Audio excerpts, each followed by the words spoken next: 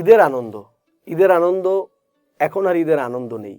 এই কথাটা যারা বলেন মনে করবেন যে তারা বড় হয়ে গেছে, আমরা পরিপক্ক হয়ে গেছি, ম্যাচিওরড এনাফ।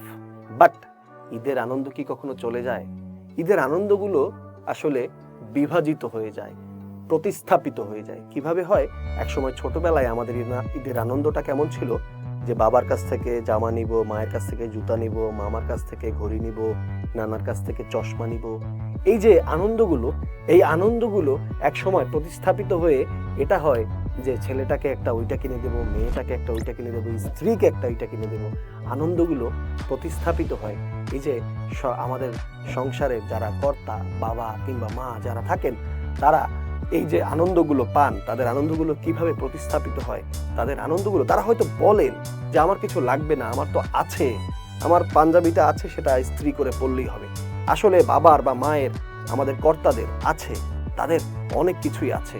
তাদের আছে হচ্ছে আমাদেরকে দিয়ে হাজারটা প্রাপ্তির পরিতৃপ্তি, হাজারটা প্রাপ্তির প্রশান্তি।